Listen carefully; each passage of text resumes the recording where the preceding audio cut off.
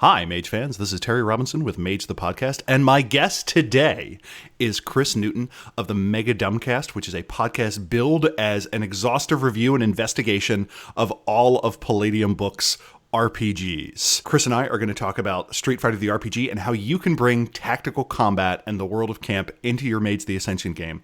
Kris, how you doing?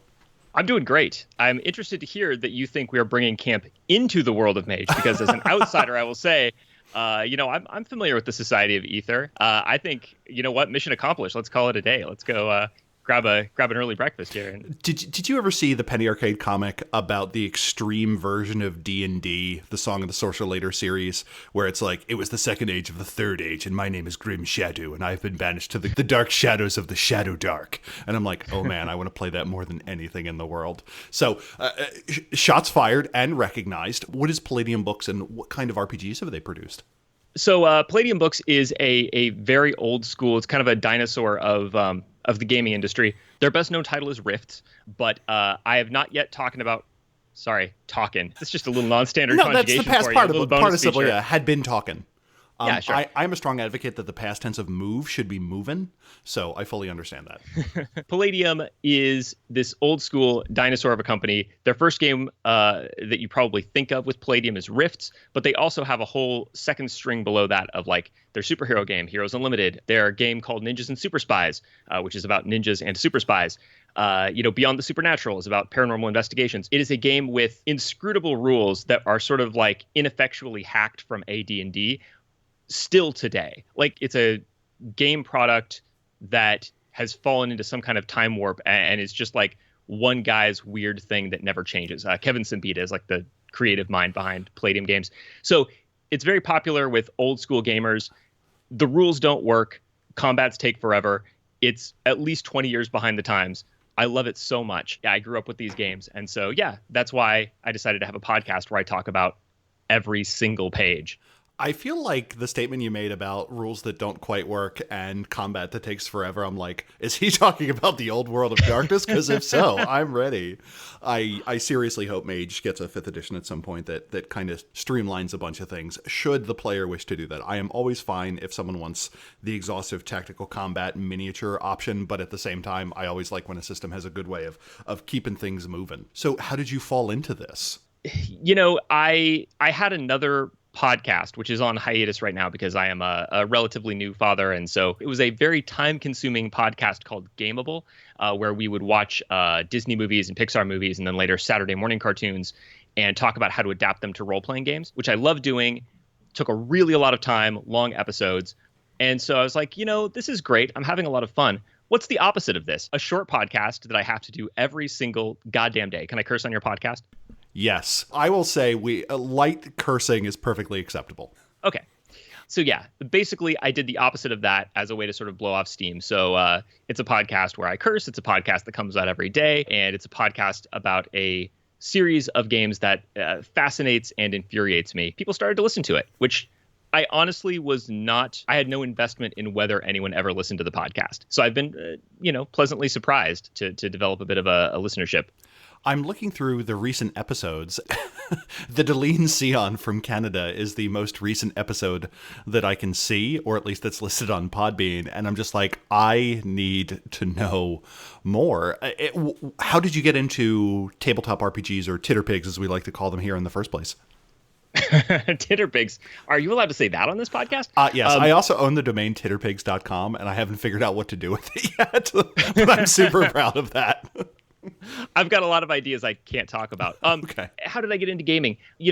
Palladium games were a big part of it. I think that I had sort of 3 big introductions to role-playing, which were like when I was very young, like when I was in first grade, I got the old Marvel Superheroes RPG, like the beloved face rip system, and couldn't make heads or tails of it, but just enjoyed having it around. Then when I was like in my sort of middle childhood, I got into Palladium games, and so I got into like Heroes Unlimited and stuff. But I was like a homeschooled weirdo, and so I had no one really to play the games with, which is great because that's not the strength of Palladium games. You don't really want to play them. That would be miserable. You want to make characters and own the books. And then when I got to high school and they finally made me like, okay, you're 13 now. You do have to meet other human beings at some point. Like, otherwise we have to classify you as a feral child. So go to high school. When I went there, then I started to play Vampire the Masquerade, and I got into all the World of Darkness games. So those were sort of like the three eras of my youth in gaming. So I'm a big fan of it. Like if I weren't podcasting about Palladium games, I think I'd be podcasting about World of Darkness games, which is sort of how we ended up with a little mini series recently on Street Fighter called Wiki World Warriors, with the idea being that I make a new World Warrior for different nations. And for each nation, I have like a listener from that country to help me. And other than the information they give me, all I do is like reference Wikipedia to get the most shallow and stereotypical version of that country as per Street Fighter tradition. I understand. I was waiting for it to be like, today on Stereotype Cast, we have. Yeah. And it's one of those things where I even want to like say a sample character out loud that could fit into that archetype, and I'm just uncomfortable doing that. So that gives you an idea. Do you know how White Wolf wound up producing Street Fighter? Like, do you have any idea what the backstory of that was? I have no fucking idea how this happened. Who like when we talk about like you imagine a room with a presumably like a table, you know, business items, business accessories, however these decisions are made. And on one side is someone from Capcom, I guess, or Capcom USA. And on the other side is someone from White Wolf, like presumably, you know, in their eyeliner and their, you know, goth makeup and their skull attaché case. Which of these people thought that this would be a good match? I have no idea. My guess would be, because Street Fighter never became like an official part of the World of Darkness. It's not connected setting-wise to the other games, but it uses the same basic system. My guess would be, on paper, White Wolf looks like they make a lot of successful role-playing games, and probably my guess would be Capcom didn't care too much about who got these rights. So this may have been like a WWE SmackDown situation where it's like, oh, we've got this property that could theoretically be a role-playing game. Let's license it to whoever will give us money. That's my guess. So normally when I do an interview like this, I try and be fake ignorant, where I'll be like, oh, we're going to talk about Changeling the Dreaming today. I don't know anything about, but like secretly I've read 700 to 800 pages of text about the system so I can know like the bad questions to ask. This is the first case where I've truly done no background research, because the books are $12 million to get online. And like even Drive Through RPG, which is like, oh, do you want to play Trolls and Toad's 7th edition? We have that from 1988, and it's like a scanned rip of something that they were able to license while someone was like on their deathbed. But Street Fighter just doesn't really exist out there, and the books are super expensive. So did you track down the Dead Tree copies to do this, or did you use darker methods to find the core rulebooks and such? I went on a worldwide hunt. I scoured the earth. You know, I left my wife and family and traveled to the corners of the globe, and I found legitimate methods to buy all of the out-of-print Street Fighter materials. And that's why my podcast is fully legal. That's good. That's super good. So the one thing I was able to get was an article from Vice News explaining the origin story of Street Fighter RPG, which doesn't actually explain the origin of Street Fighter RPG, and is more the author scratching their head along with Stephen Wick going, well, that happened, which is a perfectly legitimate type of journalism. And I'm looking over the character sheet, and boy howdy, if this isn't just World of Darkness. So what are you in the Street Fighter RPG? Like what kind of character do you play? That's easier to answer on a teleological level. Your purpose is to fight in the streets. Okay. Now, what you are, like whether you are some kind of an alligator man, whether you are some kind of a robot, whether you are like an expression of the Earth's wrath in the form of a human who shoots water blasts out of their eyes, could be any of those things. But the important thing is that you fight in the streets. That is the essence, the arete, if you will, to use the term correctly for once on your podcast, of the Street Fighter. So are you suggesting that you are using the term arete correctly for the first time, or that for the first time correctly it is being used on the show, period? I think for the first time correctly on the show. Although, I mean, I thought arete pretty well translated to wisdom or excellence. Am I missing a fundamental aspect of it? Because arete is the name of the woman that Odysseus encounters in the Odyssey. And I always liked it because in Greek stories, like people are like, oh, they have an awesome Greek name. But it literally translates into something. We're like, I wonder what this old guy's name is. And in Mage, it has that too. Like we have a character named Senex, which literally means old man. And what is he? He's an old guy. Who's the smart woman? Her name is Arete. What does Arete mean? Smart person. Like, oh, we got that going for us. Side note, the term Senate in English literally means gathering of old men, which I think is super appropriate, especially now. But go on as you. I think that the term probably, in its near like philosophical connection that would be relevant to Mage, probably its connection to Aristotelian philosophy implies something that begs the question of the topic of ascension in the context of Mage, because you're talking about the distinctive excellence or virtue of a class of things. And so it feels to me like that is somewhat what is at issue in the debate about who will ascend and how they might ascend, and so I dislike its use as a game term in Mage. I said I wanted to talk about Street Fighter, but really I came here to fight about Aristotle, so I hope I didn't I'm ambush. entirely fine with that. There was I did a show where there was 25 minutes of cut material where I was yelling about the Protestant work ethic and misinterpretations of Max Weber, and this is why we don't have a Patreon yet. So I fully understand that as a raison d'etre. So one fights, and one fights in the street. Now, the street, is it some sort of inner street, or is it quite literally people like pounding each other in major thoroughfares around the world? You can fight really anywhere. The street is wherever you go and fight someone else. But mainly it is this like underground, theoretically like bare fist fighting tournament hobby. It's very vague. There's some kind of universal ranking system, but I think theoretically there's like a phone number you call after you beat somebody and are like, hey, operator, I just kicked somebody's ass here on, the corner of 32nd and P or whatever. And then I guess they just believe you. Like, I guess if you could get to the phone, then you won. But there are also sub-tournaments. It is literal physical fighting, and it's very much what you would expect from the Street Fighter video game. It was Street Fighter 2 is what was current at that time. Super Street Fighter 2. Yes, Super Street Fighter 2 is the video game that is current as of the time of the RPG's publication. Turbo hadn't come out yet. And this is a standard fighting game where it is a two-dimensional display. One character starts on the left side of the screen. One character starts on the right side of the screen. You mash buttons in an attempt to subdue thine foe. And the game is over when certain victory criteria are met. Usually a health bar has been run down of some sort. Is there something more fundamental that we need the audience to know about for them to be able to follow along regarding what Street Fighter is?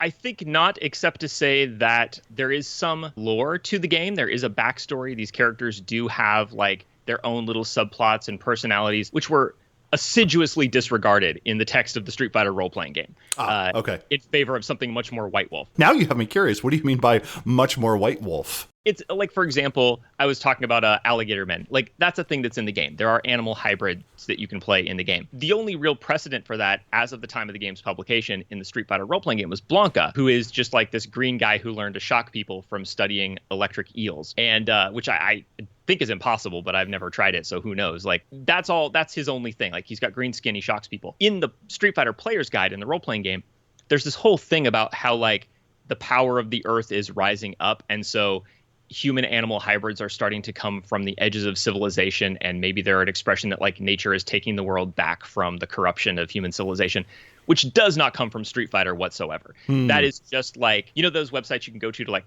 procedurally generate, like, write me a book of the Bible, write me a book of Harry Potter. If you go to like procedurally write me a 1990s White Wolf source book. I'm picking up what you're putting down. I appreciate that, and I very much wish that page were to exist. The closest I can think of is the mock versions of all the games that were produced by Black Dog Publishing, where you had Warlock, The Pretension, and so on. So the standard character sheet looks like a standard Old World of Darkness character sheet, but the immediate thing that jumps out at me are a few things. One, you have a signature, you have a stable and a school, and a style, which I assume are all fighting things. Yes. It is a game that is narrowly focused on the world of street fighting, which is greatly to its credit. Like, one of the things I actually really love about Street Fighter is that it could easily have been this whole mess of like vestigial features from the World of Darkness games that had no business in a Street Fighter game. To the extent that a Street Fighter game should exist, it definitely doesn't need all that stuff. And they really did take it out. They took a lot of stuff out of the main kind of World of Darkness mass of mechanics and all that. So when you talk about school, that's where you learned your style. When you talk about style, that's a fighting style. Signature is what you do after you win a fight. It's just fighting. And you'll also notice like the abilities on the character sheet are very it's a shorter list. It's very much slimmed down. I'm used to a standard 10, 12, 15, 35, 215 if you include all the secondary abilities like Stone Lore, OP. And this is trimmed down to 6. Yes, it's a short list. And it's all stuff that is about fighting, but notably the fighting skills are not there. Like you won't find a brawl, you won't find a melee, because that's just rolled in. Like all these characters know how to fight, so they just took it out. They didn't make it like a speed bump where everybody's got to take 5 dots of brawl so that you don't get your ass kicked in a street fight. And just to give the audience an idea, the skills listed are blind fighting, drive, leadership, security, stealth, and survival. And the knowledges, this very much pleased me, are arena, computer, investigation, medicine, mysteries, and style lore, which I don't know about you, covers, I think, everything I would actually need in a mage game, too. So, like, if I had to, I feel like I could really compress it down and be like, academics, go screw yourself, Poindexter. And then continuing down the character sheet, the backgrounds make sense. Blanca has 5 dots of animal companion with the S in parentheses, which I appreciated. What is arena? Arena is, depending on which of the source books you're using. Like in the core book, it's a fairly useless background, which is just like you have a place to fight. And if it's 1 dot, then there's a barn somewhere where you've got like a ring set up. If it's 5 dots, then you've got a stadium that can hold a tournament. But the thing is, no one would ever go to that tournament because you're just a scrub. Like you're just a starting Street Fighter. Okay. So, but later editions, like they realized this was a problem. So in the player's guide, you get benefits from your arena because you know it better than other people. So you can be a cheater. Like in Wiki World Warriors, the character from Denmark, he has a long ship that he fights on. And so his opponents don't have their sea legs, they're not used to fighting on a ship. Got it. And so he gets a special combat benefit. Got it. That makes a remarkable amount of sense, which is somewhat concerning.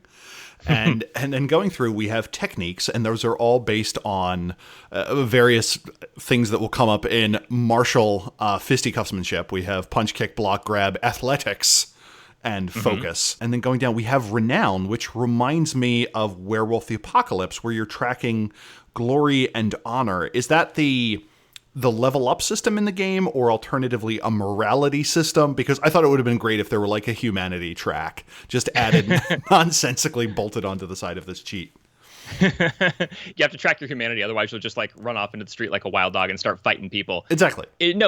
Honor is somewhat of a morality system. But it's tailored to this game. So typically, like a good person will have more honor, but it also involves things like a true Street Fighter doesn't use firearms. So if you use a gun, then you'll lose honor. Yeah, I don't recall that being part of any of the video games, and I feel like that would really upset the balance of power.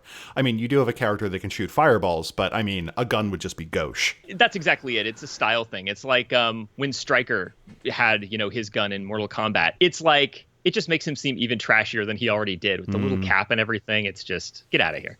This show's going to have some pretty amazing show notes. I'm just putting that out there for the audience. So if you're trying to follow along, please go to magethepodcast.com for this episode, and we will have full links to everything. You'll be like, oh, this now actually makes less sense. There is also a chi statistic and willpower and health. And the thing that jumps out at me is one of my chronic complaints about mages is they die too easily. They have 7 points of health between starting and death, and a well-aimed gun of medium caliber can do like 17 dice of damage if you have a sharpshooter with appropriate rounds doing it. Here, you appear to have 20 dots in health. You can. Okay. You start with 10, but you can buy it up to 20. And so that's one of the things is that again, really well observed in terms of like what the system needs to work differently from standard World of Darkness. It needs more headroom and durability because damage ratings need more headroom. Okay. So it starts at 10 health. It can go up to 20 with advancement, and correspondingly, the damage of your attacks is rising as you advance. That makes sense, which is interesting because there are a lot of other systems where characters are more resilient, but they don't actually increase the number of health levels. They try and tackle that by having the ability to soak or enhanced armor and doing it that way. But I think just flat out increasing health levels actually gives you a lot more room to work with because it gives you a certain amount of granularity. Like if you have 14 points of health as opposed to 7 and more or less double everything, it gets to you kind of the same place, but allows you to be a little more granular in the pain that you're dishing out. And then to round out the rest of the character sheet, we have standing with wins, losses, draws, and KOs, which makes sense. We have an experience box where one, I assume, gains experience. And then we have special maneuvers, which I would assume tie to special things within the world. Is that accurate-ish? Yes. I mean, in the sense that special maneuvers are, they're like the main power that Street Fighters get. Like they are the disciplines or the gifts of this game. And they'll be familiar to well-read World of Darkness fans such as yourself because there are maneuvers in World of Darkness combat. I don't know that they're referred to as special maneuvers, maybe or maybe not. But yeah, like the idea of combat maneuvers does make its way into World of Darkness. I know that Doe gets some as well. Mm-hmm. And World of Darkness Combat was a book that was specifically put out to more or less include the tactical combat system or the card-based combat system that was introduced in Street Fighter. And if you're going to have a very martial campaign, or one where you do have a bunch of Akashics that are just like John Woo Wuxia kicking each other in the head from like across continents, it's not a bad thing to introduce it. So how does combat in Street Fighter work? I know it is at some level fundamentally different than the way the rest of World of Darkness does combat. Yes. So the key thing is, as you mentioned, there are these combat cards. You have all your different maneuvers that you can use. And so that's going to be special maneuvers like, if you shoot fireballs or you do a double dread kick. But also, like, there are 3 levels of punch, depending on how, slow and strong or quick and light the punch is. All those are on combat cards, which all have their own rating for speed, damage, and move, which is how far you can move when you do this attack. So some are very mobile, and then others, it really hurts to, grab somebody and squeeze their face with like an iron claw. But you can't move very far before you do that. It's a very slow move, even if you can apply it quickly. So that allows you to do tactical combat on a hex map, which is what Street Fighter uses. Okay. And the speed rating, the way that it works is everybody chooses secretly the card they want to use for this round. Then whoever has the lowest speed goes first, but anyone with a higher speed can interrupt at any time and play their card and complete their action first. Then you go back to the slower character and they complete their move. So that sort of takes the place of standard initiative and turn order. And the damage rating of the attack, it's somewhat streamlined. So there's a damage rating. You automatically just subtract your opponent's stamina, and then you get the damage that you roll is like whatever's left on top, kind of. So it's all very streamlined. There are fewer rolls because there's no soak roll per se. Okay. And the speed lends a level of strategy that maybe is lacking from standard World of Darkness combat, because you have to make a trade-off between maneuvers that can get in first versus maneuvers that will do a lot of damage, but your opponent has a chance to sneak in like, okay, I'm going to, move out of the way, or I'm going to do my damage first and hope it knocks them out. So it gives that little extra level of tactics and then strategy when you look at the combat as a whole. Okay, so if I were to pick a slow maneuver that required me to be relatively close, and my opponent chose a rapid-fire maneuver that allowed them the opportunity to move, they could get in there, I'm going to slap you and then tweak your nose attack. I take 1 point of damage or something because I've been possessed with the power of Christmas or something like that. I assume there's a Santa Claus-based hero or villain somewhere within this game, or some analogous holiday like Light Day or Love Day or something like that. So would my attack simply fail because my opponent was now out of range? Do I have a kind of a grasp of how that's working, or are there additional modifiers that would come into play? That's basically it. There's such a thing as an abort maneuver, which is a maneuver you have that you can replace your chosen maneuver with. So, for example, like block or jump, which are common evasive maneuvers, if it's clear that your choice isn't going to work out for you, you can abort, I think by spending a willpower, to this like kind of holdout move, this emergency, reversal to do something different. But typically, if they were to move out of range, then your attack would fail. That's somewhat difficult to set up sometimes because typically movement happens before attack. So if you want to be on the offensive, you can run in a long way to hit somebody, but you're going to be there after the move, typically. Understood. Okay, so it is move then hit rather than hit then move in most cases. Yeah, but as always, there are exceptions. That's the nice thing about this maneuver system, is that because you've got this extra tactical depth, maneuvers can take advantage of that. Like some of them are really flashy, like a fireball or whatever, but others are just something like, okay, this is a special kick where you like you do, like there's one that's like a head bounce where you jump on them, stomp on their head, and then jump off so that you can move after you attack. Interesting. Now, is this something where are there 2 types of combat in the game at all? Like, for instance, if I'm just being mugged by street toughs, does that still use the same combat system as if I am on my Viking longship and I am Lars von Ikea or something like that? Or does it all just kind of use the same thing? It all uses the same thing as a system, but there's also such a thing as a stunt card, which is like a card that is just for like, this is a thing that is not covered by a specific maneuver. So this is more like action movie stuff, like, okay, well, there's a bunch of goons. It's going to take too much table time. Like, I got to be home by 7:30. So let me just like throw a car at these mooks. You can just play your stunt card. I think that's more likely to work effectively and end combats quickly against unskilled combatants. Okay. So there's a way out for a storyteller and a group of players who don't want to play out like beating up all these cops. Like, who's got the time? So the 2 things that seems to introduce is, one, if you do play a game which is either very hand-to-hand combat or martial or melee combat oriented, you now have this ability to introduce tactical depth. But the other thing it seems to come across is this makes combat much more visceral, both in the traditional sense and in the literal sense of possibly introducing viscera to combat, like people's internal organs. Do you think this is a system where a storyteller could be like, hey, if two mages are really in a scrape or something and they're hitting each other with like broken beer bottles and chairs, that it would make sense to kind of have these maneuver cards come out so that way we get that detail as opposed to like, I'm going to hit him, I'm going to roll my dexterity plus my brawl against their stamina plus whatever, plus wits or something. Do you think that the usage of these cards creates a much more vivid mental image of how combat is unrolling? I think it does. I think that it's good for, I would contrast it with something like Exalted, let's say, where Exalted has like a tremendous amount of tactical depth as well. But the description really, while there are charms and everything, the description is really coming from players stretching to do description. Okay. And that's something that would work just fine under the standard World of Darkness rules, including Mage. If you want the mechanics to carry more of that weight, then the Street Fighter system is going to work better for that because it encourages. It's like the difference between a Star Trek game, which is like, okay, spend 1 point, slip of the spend 1 point to be Scotty and like fix the problem, versus other Star Trek role playing games where it's like in the back, it's like Appendix B is the whole like schematic of the ship's warp drive, and you got to figure out as a player how you're going to fix things. Street Fighter is the latter. It's like instead of me doing an elaborate description of my big jump kick I'm going to do, I'm looking at my cards and thinking, okay, what's a move I can do that has moderate speed and a high move and gets me across this bar before that guy can grab his gun from that other table? That kind of thing. Nice. And I like the idea of the stunts that you introduced because I do think it is important that mages in a everyday sense do get the opportunity to kind of flex their mage muscles.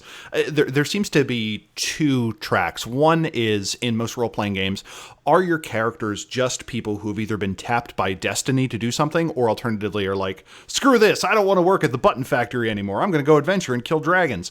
Or is it the case that your characters are generally the cream of the crop? Are they the best that your species or your group or your area has to offer? They are truly the people about which legends will be sung.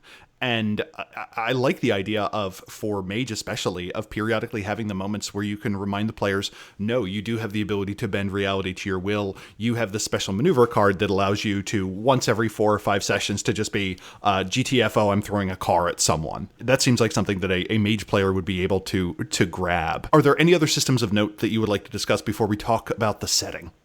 One little like crossover mechanical note that I'd point out, and hopefully this doesn't like go down a rabbit hole, but what occurs to me is that the special maneuvers in Street Fighter, if you wanted to cross these over, like to actually use Street Fighter material in Mage instead of just nicking the combat system, having fighters be essentially static, like linear magicians, basically, whose special maneuvers are the linear versions of things that an Akashic would do with true magic, might work really well and would help create that kind of offset that you're talking about, where it's like, okay, the Street Fighter has trained, they've got these amazing abilities that fit in with a martial arts paradigm, sort of like almost like a cinematic martial arts movie paradigm. The Akashics are operating on a different level. That's true magic, and they're manipulating reality, but they can do a lot of the same tricks in a different way. I think that would be a really cool thing to have Street Fighters as like acolytes to an Akashic, and the Akashic is their sensei, who is like transcendent. They're on a different level, and they're not just doing the punches and kicks. They're Chop Chop Master Onion. Interesting. So that would give you a narrative reason to introduce characters who can punch through brick walls, because that is simply the linear mastery that they have excelled towards. They are not practicing true magic, but in Vampire 20th Anniversary, one of the descriptions that is given about why sorcery works is it is this thing that is kind of laid into the minds of mortals, that this tradition has been passed on century over century. We know we have stories of these people being able to do things, so it makes sense within the rules of a static reality that I should be able to do this too. And you are proposing that you could have an Akashic Sifu who has acolytes that are able to do the brick-breaking punch or be able to do the flying kick across from building rooftop to building rooftop, which allows you to build this very high-energy, very dramatic system, but still more or less fit within the confines of the World of Darkness. Yes. Okay, so if a player wanted to do that, what book or what text or where do you think they should look? Or is this something where you just say, hey, storytellers, this is an avenue you can walk down, come up with a system?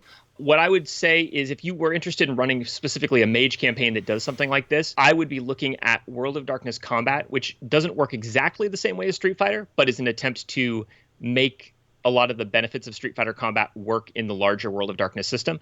I'd use that as the bridge, but then instead of using the few basic maneuvers listed in that book, I would take the maneuvers from the Street Fighter core book. You will have to scour the earth, but, c'est la vie. Yeah, I was surprised. I wasn't even really able to find a PDF. If I buy the darn book, sometimes I feel justified in grabbing the PDF. I should probably cut this whole thing because I'm talking about copyright infringement. At all times, I try and comply with the spirit of copyright law, even if I don't quite make it on the letter of it. But grab World of Darkness Combat. That has a full write-up on it. Just a note, if you are going to grab World of Darkness Combat, it goes through all the different lines, and they're like, man, these are super combat abilities that werewolves can use, or here's a weird thing that Wraith can do, where you combine your Arcanoi with this other thing, and suddenly you're allowed to haunt a table leg and use someone's memories of the fact that their mother would never let them have ice cream to do additional aggravated damage during attack. And you're like, sure, someone's thought this through. And then you get to the section on Mage, and you're like, oh man, this is going to drop some crazy Mage combat juju. And it's like, Mage, there are far too many options to even discuss. And then it just goes on to the next session. I'm like, that's a cop-out. You're saying there's so many options, I'm going to give you none. Another place to look is Destiny's Price. If you want a table of this is how much damage hitting someone in the face with a broken pool cue is and how many times you can do that before it just kind of splinters off, there's a lovely table in the back there that gives descriptions of that. We recently reviewed that. My favorite entry of the book is the fact that it proves once again that in the World of Darkness core rules as written, cocaine is overpowered. Just putting that out there, kids.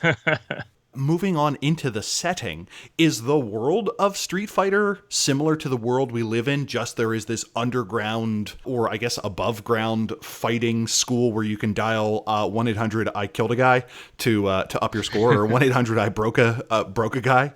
Yeah, it is like all World of Darkness games. It is a world that is deceptively very much like our own on the surface, but under the surface, it is fucking goofy. There's a sovereign island nation called Mriganka, where the dictator M. Bison has a secret buried meteorite and has developed psychic powers, and he's trying to take over the world through international crime. But what that amounts to is he's funding the thugs who would jump you in a back alley. So, it has that World of Darkness aspect where, it is our world recognizably, yes. So the nation states that we are familiar with exist. So when you say Lars von Ikea is from Sweden or something like that, there is a Sweden. There is a Sweden. Yeah, I have to take a moment to say Knud Thorsen from Denmark is that character, and I just have to point it out because he's such a fucking rad character. Go listen to my podcast. That's not me being immodest. He was given to me by a listener, and he's great, and I don't want Lars stealing his thunder. So, yeah. Understood. You have this contrivance of this island nation led by Raul Julia in his final film role, Moment of Silence for Raul. You are jumped in back alleys by thugs who are funded by M. Bison. Is M. Bison's goal world domination? Of course. M. Bison he's a meteorite-based foe. He originally was a mercenary. Some kind of weird psychic meteor got all into his brain. Now he wants to take over the world through a variety of means. He is not putting all his eggs in one basket. So he's involved in drugs, human trafficking. He has his own country. He's involved in blackmail. But he's really obsessed with Street Fighters for some reason. And also he loves mystic locations because he is a white wolf villain after all. So the character T-Hawk from the Street Fighter video game, who is a very stereotypical Native American, M. Bison is always trying to take his reservation because it's, whatever the Street Fighter version of a node is. Interesting. And I feel like there's a bad pun somewhere in there, I've got a reservation for you, the reservation of pain, or I didn't bring it together in time. Here it is. M. Bison comes and strides in to the bar on the Native American reservation. He's like, I've come for your reservation. And then T-Hawk says, reservation? Good news. Your table is waiting, and hurls a table at him. I can get behind that. So M. Bison is also a active agent, as opposed to Control, which just kind of sends minions out into the world to do things. M. Bison sometimes gets M. Bison's hands dirty. Yes, he does. He's at the center of the spiderweb, but he also is a very potent fighter. So the way that the setting is set up, the World Warriors, who are the fighters from the video game, they're the top rank of Street Fighters. So you're working your way up to that level. So you wouldn't fight M. Bison right off, but it is attainable. At least for me, it's hard to imagine. You'd be playing a Mage campaign a long time before you're going to go fight Mr. Technocracy in his secret lair, if that's even a thing. M. Bison, totally. The campaign, even on a relatively short term, could end with you going to fight M. Bison and liberate Mriganka. That makes sense. Is it one of those things like Dr. Doom is the head of, Latveria, and has diplomatic immunity and so on, and is fighting with both political, social, and physical and mystical tools? Is there a political element to this game, or is it pretty well always face punching? It depends on what you mean by political. There is no Street Fighter Elysium, like you're not going to go and, hang out with the guys and drink wine and, and trade favors for moves. But there's a super spy aspect, which I think is more the political aspect, that there is diplomatic immunity, of course. So if you're going to act against Bison, you have to act through secret intermediaries. So some Street Fighters are also espionage agents of various kinds. So if you want to do a campaign where it's like, okay, my cover is that I'm a Street Fighter, and that's how I get close to Bison because he's involved in these tournaments. But really, I work for Interpol, and so we do spy stuff as well. That's a way to structure your campaign if you don't just want to do street fights all the time. So you have this international fighting ring thing that occurs. What does advancement look like? Like you accumulate experience points. Is it standard? Like if it were standard World of Darkness, it would be like, oh, you get an experience point because as your jaw snapped, you realize internally you hadn't fully internalized the fact that you were dumped in 4th grade, and you would gain experience points from that. Does it use a fundamentally different experience point system versus the rest of the World of Darkness? No, it's basically the same experience point system that is not engaged directly with your advancement through the ranks of street fighting, which is based on your wins and losses. And as you're moving up in ranks, you're fighting tougher opponents. So you're moving forward through tournaments and you're making a name for yourself at the same time that you're getting XP. And so you're learning moves and you're increasing your stats. Those things typically go together, but there's actually a wrinkle here because there's such a thing as managers. There's a business of street fighting too. So if you've got a shitty manager, then you may get booked for matches with people who are out of your weight class and lose a lot, even though you're great because you didn't invest those points in manager. And so you're doing great in your Interpol part of your job, but you're having real trouble in your street fighting career because of bad booking.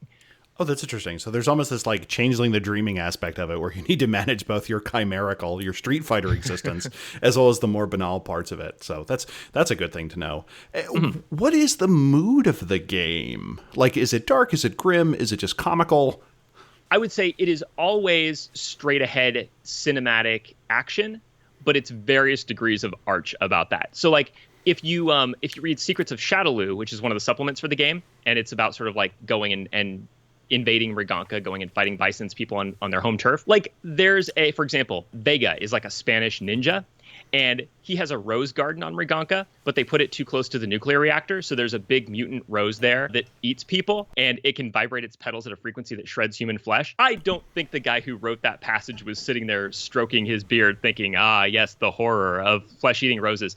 I think he knew exactly what he was doing, but it's presented as straight ahead action. So that's the mood I would typically be going for from a Street Fighter is let's not wink too much, but this is definitely silly over the top martial arts action. Okay, so it is certainly over the top, but you would not call it, for instance, cynical or ironic. It is genuinely presenting a world. It is somewhat different, and it commits to the character. Yeah. What, in terms of mood and theme, do you think can be brought into a World of Darkness setting? Do you think this is a case of comic relief or providing a lighter setting, or alternatively a case of satire on satire, a certain kind of excess that reminds you that your base game is also in some way taking something to excess? As someone vaguely familiar with World of Darkness games, what do you think you would pull into a regular game just kind of as a reminder of what people are actually doing in their tabletop experience? You could use it in that way where, for example, we have a silly arc in our mage game where, via some connection through the Akashics or whatever, or the technocracies involved with Shadowloo, we go and do this underground fighting thing. And it's just a lot of goofy fun where the characters are overblown. I would, maybe have fighters who are sort of player character archetypes. There's the moody loner, and then there's the one who just wants to seduce everybody. And then there's the super cheesy OP one with the cybernetic arms and, the Gatling gun on his back that he uses for street fighting for some reason. But another way to do it that I think, because the camp level could definitely be dialed, especially in a crossover situation. So what I would consider is if you want to do a game of Mage where you're making headway on your paradigm, your way of looking at the world has its bright corners in the world where it obtains, where people believe in it, then a sort of mind over matter martial arts movie Zen kind of thing. This could be an underground fighting ring where that is reality for these people. They are high level athletes who could do these amazing things, and crowds can see them do it in this sort of sheltered environment where people believe in the power of human aspiration. And that would be very big and cinematic. It would be maybe a little silly, but again, no sillier than the Society of Ether, right? No sillier inherently than mad science. It's just we're in this one little place, we're winning, and people believe that the human body can do whatever the mind can set itself toward.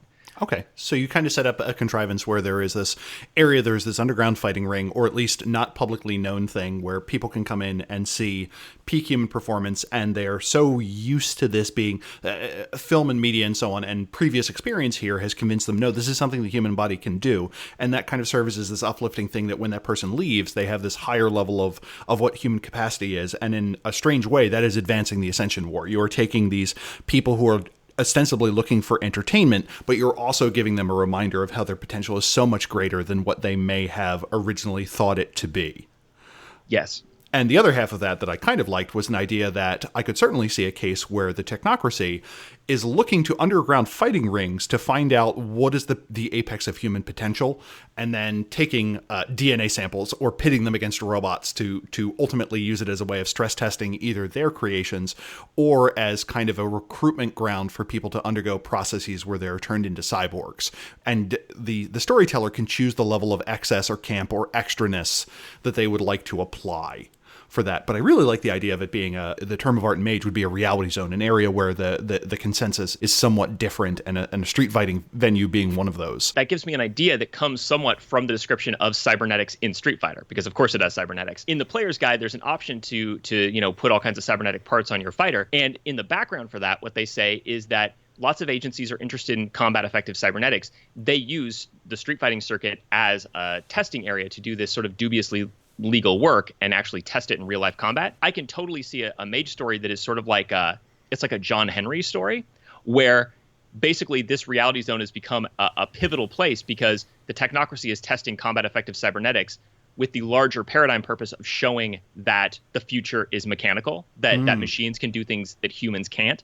And conversely, there are mages invested in the success of these human fighters because for all the people watching, there's this ripple effect of like, is human potential ultimately unlimited, or have we reached the end of what we can do and machines are the future? And actually the outcome of this fight will have this huge ripple effect. And so that way you've sort of, you've got Street Fighters as like this John Henry story, like we're going to back the boxer against this experimental cyborg, and whoever wins, people notice, and it makes a difference in the world. Does Street Fighter have any sort of training montage system? Because at the end of the day, that is something I super want out of a game. Training montage, it has lots of training rules. I'm not remembering the montage specifically, but there is definitely a lot of like kung fu movie trope involved with how you learn special maneuvers. In fact, there's an adventure published for the line, and I'm forgetting the name of it. Consult the show notes, folks. Yeah, it's the only one, I think, other than like the little pamphlet that came with the Street Fighter like GM Shield or whatever. But basically, it's the only full like module book published. And the Ultimate Warrior or something but it wouldn't be the Ultimate Warrior because that's a pro wrestler. Perfect Warrior. The Perfect Warrior. And this whole adventure is about like somebody who's got this obscure fighting style and has a special maneuver he can teach you as part of the adventure. So you can definitely like make a meal out of it. You don't just have to spend XP on special maneuvers. You can make an adventure out of going and training and, meeting the wise sensei on the hilltop and then coming back with the new special maneuver to blow people away. Interesting. And that's the same thing that Mage always suffered from, the problem of it would emphasize in the fiction and the writing that rotes are these sacred things that people are heavily fighting over to acquire because of how powerful they are, but systematically they just result in a slight decrease in difficulty. But if you say, hey, this is this crazy magical maneuver card that you can get, you have stayed within the bounds of the system and also created a plot justification to go do insert quest here to find additional information about it. Are there any other things that you think are rife to pick off from Street Fighter to a storyteller who's interested in telling a urban fantasy or a contemporary story? I do think that as we've touched on it, but there's a great diversity of styles in this game. Like you've got everything from special forces all the way to more mystical styles like kabaddi. You've got sumo, but you've also got wrestling. You've got everything. And they are all associated with different cultures in a way that, if you're a mage player, presumably you're comfortable with pilfering half-understood ideas from other people's cultures for your campaign. There's plenty of that on offer in Street Fighter, and it's given a point through fighting. So as narrow as that may seem, I think in some sense it's actually a freeing way to bring in traditions from other cultures and make them gameable, make them something that because sometimes you get a cool idea about, a group of people or a belief system, but there's no real way to bring it to the table. But if it all ultimately comes down to fist fighting, then it's like that's a way to we've got a tournament, here's this guy, and his fighting style depends on his background in this particular culture. So that's a way to bring that culture to the table and talk about where this guy's coming from. Even if it's something as simple as, let's say, E Honda from the Street Fighter video game. He's out to represent sumo wrestling as an effective combat style because it's primarily a sport. And so if you wanted to talk about Japanese culture, that's actually a pretty good way to do it, rather than having this, this mage who's Japanese who needs to find excuses in conversation to keep bringing up shit about Asian culture, Japanese culture specifically. E Honda, he's here to represent. And if you want to fight him, you kind of need to learn about Japanese culture to fight him, because that's where he gets his moves. So I'd say, like, yeah, if you want to show like, oh yeah, there's this shadowy secret knowledge within certain facets of contemporary culture, this is a great way to do that. As you mentioned, the key thing is it forces the rubber to hit the road. It forces a true expression of that, rather than coming up with a contrivance, rather than coming up with excuses to bring something up. You have a story-centered reason to make something front and center. And the exact same thing applies to mage paradigms. And I like that as an idea, that you could have a mage certamen competition that occurs every once in a while, and it could more or less do the exact same thing, where characters are pitted against other characters who are trying to prove the supremacy of their paradigm in some particular arena. And then it becomes the job of the storyteller to say, okay, this is the worldview I want to express, this is the magical beliefs, and this is how I'm going to tie it to this thing. And you very quickly get very obvious tableau or set pieces or imagery that you can provide to the players to say, this is what this thing actually looks like, this is what the expression of this culture actually winds up being. So if someone wants to run with this, are there any online communities of people still actively playing it? Do you know of any community resources to get started besides the globe-trotting trek to track down the original books?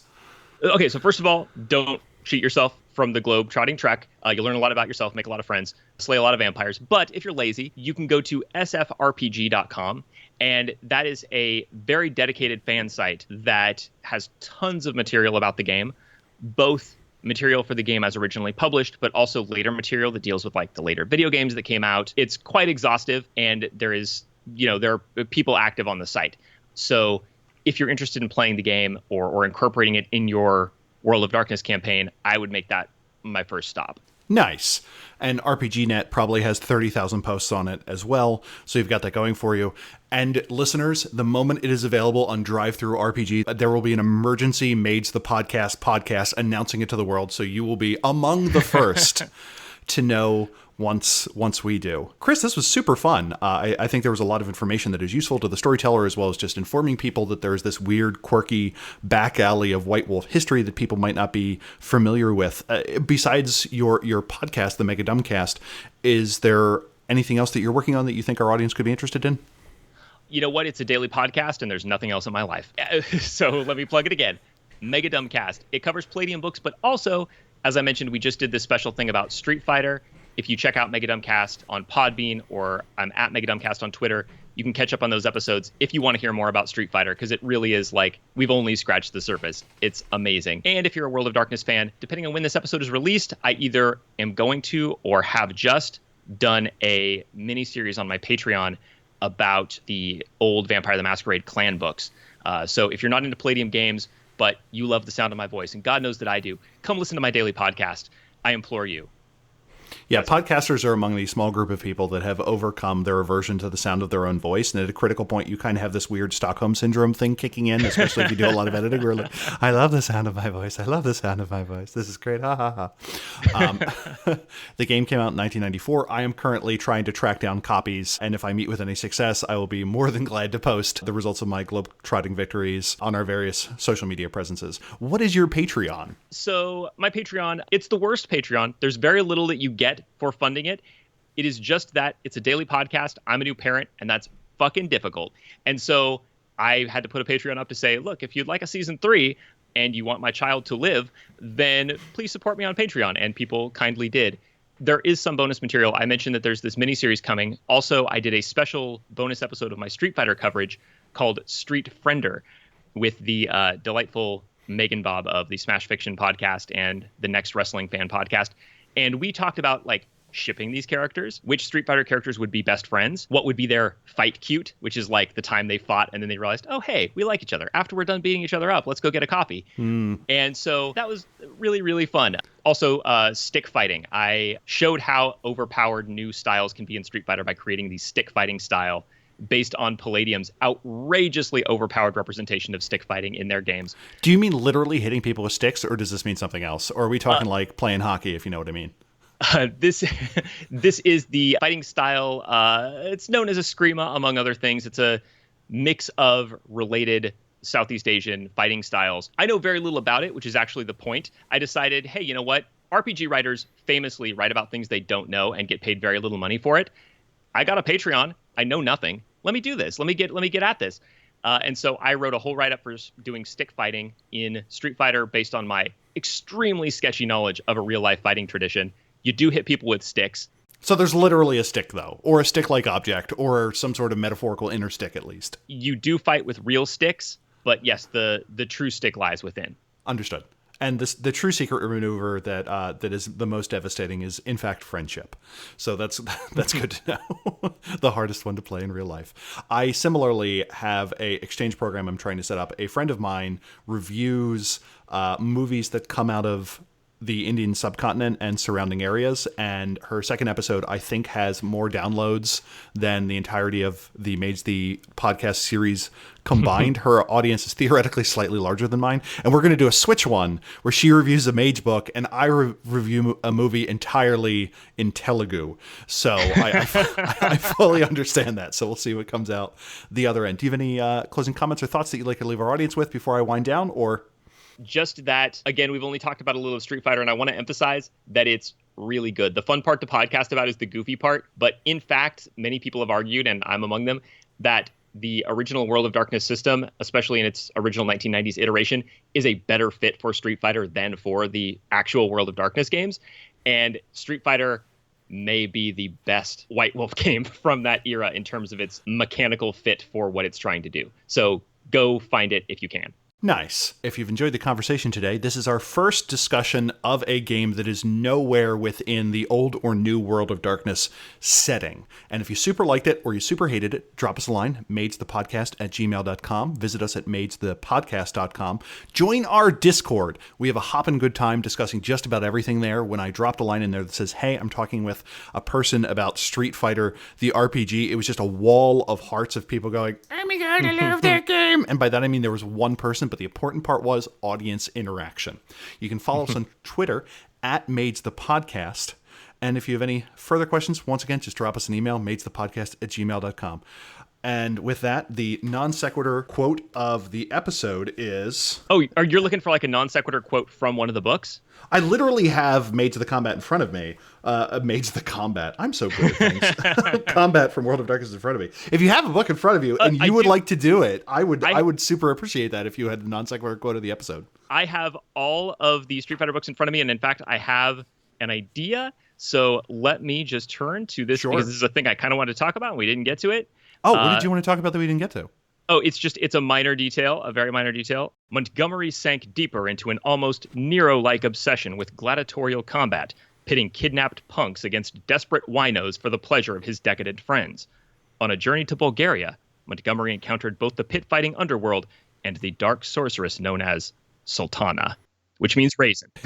Which means what? Raisin. Okay. And if that doesn't make you want to run out and try and find all the books, I don't know what will. Terry, out.